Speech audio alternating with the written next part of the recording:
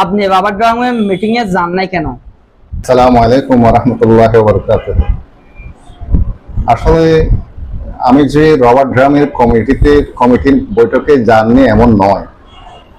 সেদিন আমার সাংগঠনিক 4-5টা প্রোগ্রাম ছিল, সেজন্য যেতে পারি নাই একটা কারণ। আর একটা কারণ হচ্ছে, বিশেষ করে সামাজিক এবং রাজনীতিবিদদের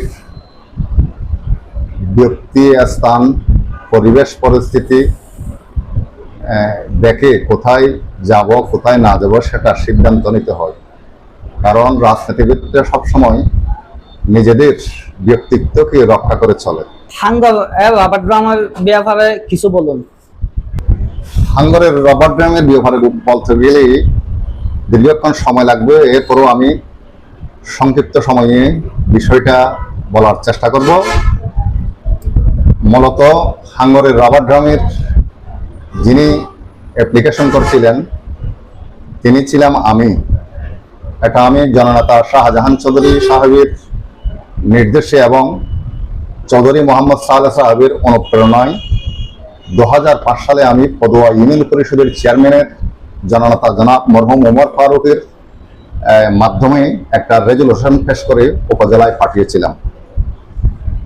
এরপর এই রবার্ট গ্রামের জন্য 2005 সালে 4 দলীয় প্রজোটের মাননীয় এমপিও হুইপ জননেতা আলহাজ শাহজাহান চৌধুরীর মাধ্যমে তদানীন্তন স্পিকার আক্তার হামিদ সিদ্দিকীকে মাননীয় আক্তার হামিদ সিদ্দিকীকে হাঙ্গরচরের উৎপাদিত বেগুন এবং মরিচ পাঠিয়েছিলাম।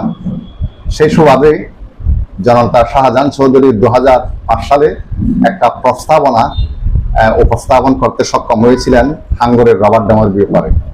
তাছাড়া 2009 সাল থেকে 11-12 সালের মধ্যে বাংলাদেশ জামাত ইসলামীর সাতকানিয়া লোহাগড়ার মাননীয় সংসদ সদস্য জননেতা আনমর শামসুল ইসলাম বিভিন্ন স্তর পরিক্রমা করে 2011 সাল কিংবা 12 সালের দিকে আপনার টেন্ডার কার্য সম্পন্ন করেছিলেন। পরবর্তীতে 2013 সালে যুদ্ধাপরাধীর বিষয় নিয়ে বাংলাদেশের রাজনীতির পরিস্থিতি উত্তপ্ত হলে আমাদের এলাকার একদল লোক রাজনৈতিক ব্যানার পরিবর্তন করে তারা রাতারাতি আওয়ামী লীগে যোগ দিয়ে সেই সুবাদে ওই রবার্ট গ্রামের কার্যক্রমে অংশগ্রহণ করেন। সেটাকেও আমরা ভালো চোখে দেখেছিলাম, কিন্তু পরবর্তীতে দেখা গেল যে তারা সে রবার্ট গ্রামকে পুঁজি করে সে রবার্ট গ্রামের দৈর্ঘ্য কমানো ফেলা হয়েছে এবং গভীরতাকে কমানো ফেলা হয়েছে, যেটার বর্তমান নির্মাণ মূল্য 2.5 কোটি টাকারও বেশি হবে। ওই 2.5 কোটি টাকার কাজ ওরা সাজেশন করে ওখানে কি করেছে, কেবা কারা করছে সেটা আমার জানা নাই। ওইটা কি করেছে, দুর্নীতি হয়েছে। যেটা ওখানকার যিনি কন্ট্রাক্টর ছিলেন, উনি কন্ট্রাক্টর না, যিনি নির্মাণ মিস্ত্রি ছিলেন লিসু ভাই, সুস্পষ্ট আমাকে বলেছেন এটার দৈর্ঘ্য ছিল 120 ফিট, এখন করা হয়েছে 90 ফিট, গভীরে আরো 6 ফিট যাওয়ার কথা ছিল। আপনার জানা মতে কি ওখানে কি দুর্নীতি হয়েছে?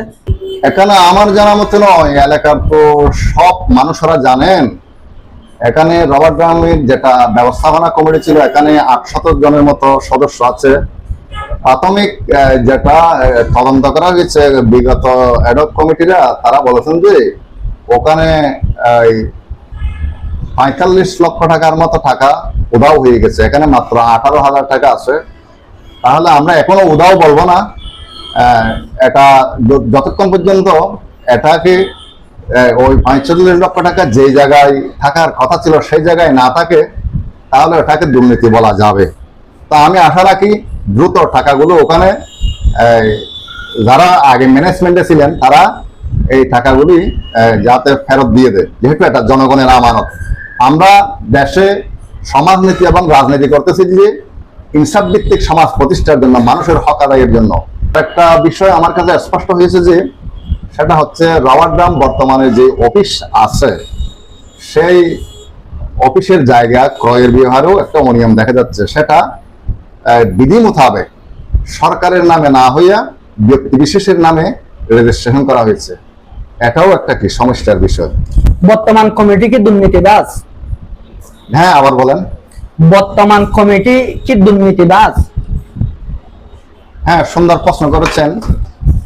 এখানে বর্তমান কমিটি বলতে বিগত ব্যবস্থাপনা কমিটি যেটা ছিল তারা পালিয়ে যাওয়ার পর 3 মাসের জন্য একটা অন্তর্বর্তীকালীন অ্যাডক কমিটি গঠন করা হয়েছিল।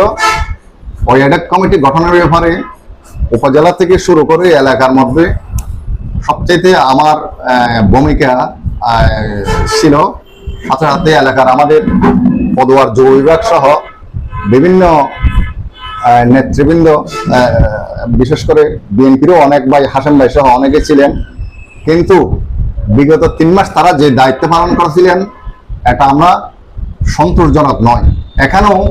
ওখানেও আংশিক দুর্নীতি আমাদের কাছে এসে পৌঁছেছে, সেটা আমরা তলিয়ে দেখছি। হ্যাঁ, দুর্নীতি হওয়া তো স্বাভাবিক। সেখানে দুধের সাথে যদি পানি মিশে যায় কমিটির মধ্যে, তাহলে দুর্নীতি হবেই। আর তাছাড়া বর্তমান যেটা এরকম কমিটি গঠন হয়েছে সেটা তো মাত্র 2 দিন হলো। তারা দুর্নীতিবাজ কিনা বা সৎ সেটা পরীক্ষার জন্য নির্দিষ্ট সময় অতিবাহিত হতে হবে। আর তারাও যদি বর্তমান যারা এডক কমিটি যে এসেছে বা 3 মাস আগে যারা ছিল তাদের যদি পরিপূর্ণ দুর্নীতি যদি মানুষ শনাক্ত করতে পারে, অতীতের বাংলাদেশের দুর্নীতিবাজরা যেভাবে দেশ থেকে পালিয়ে গেছে, বর্তমানেও যদি এডক কমিটি যারা আছে তারা দুর্নীতি করে, তাহলে দেখবেন যে অতীতের মতো এদেরকেও পালিয়ে যেতে হবে। কারণ মানুষ দুর্নীতিবাজকে পছন্দ করে না এবং ঘৃণা করে। তা আমরা চাইবো দুর্নীতিমুক্তভাবে এরা পরিচালনা করুক, সেটা চাই। আপনি রবার্ট ড্রামের সভাপতি পদ নিতে অনিবার্য কেন? আসলে দেখেন, ওই রবার্ট ড্যামের নির্মাণের ব্যাপারে আমাদের রাজনৈতিক দলের ভূমিকা যথেষ্ট আছে, আমারও ভূমিকা ছিল। এরপরে আমার পরিষ্কার বক্তব্য হচ্ছে যে আমি আমার এলাকার কোনো মসজিদ, মাদ্রাসা এবং প্রতিষ্ঠানের সভাপতি, সেক্রেটারির পদ নিতে আগ্রহী নয়। কারণ আমরা কাজ করি, রাজনীতিবিদরা কাজ করে বাংলাদেশ জামাত ইসলামের একজন কর্মী হিসাবে আমি কাজ করে আসছি যে আল্লাহর সন্তুষ্টির জন্য এবং জনগণের কল্যাণের জন্য। পদ পদবি পেলেই যে দেশের উন্নয়ন করা যায় সেটা না। এটা না পেলেও দেশ এবং জাতির উন্নয়ন করা যেতে পারে। যেমন গতকালও আমি ফরিয়াদিকুলের একটা স্কুল রোডের ব্যাপারে আমাদের ভারপ্রাপ্ত লিয়াকত চেয়ারম্যান সাথে দেখা করেছি এবং উপজেলা নির্বাহী অফিসারের কাছে গিয়েছি এবং ইঞ্জিনিয়ারের মহোদয়ের কাছে গিয়েছি এবং ওখানে ফাইল সাবমিট করেছি। তাহলে আরেকটা বিষয় হচ্ছে, আমরা যদি আমাদের নেতৃত্ব দেওয়ার জায়গা পদুয়া উপজেলা এবং আপনার ওই যে জেলায় পর্যন্ত রয়েছে, আমি যদি ফরিয়াদিকুল একটা ছোট্ট গ্রামের কিছু কিছু প্রতিষ্ঠানের সভাপতি, সেক্রেটারি পদ নিয়ে টানাটানি করি বা আগ্রহ প্রকাশ করি, তাহলে আমাদের ফরিয়াদিকুলের উদীয়মান যারা নেতৃত্বে ওঠার জন্য আমরা চেষ্টা করছি, তাদের নেতৃত্ব দেওয়ার জায়গাটা কোথায় থাকবে? ধন্যবাদ। আসসালামু আলাইকুম।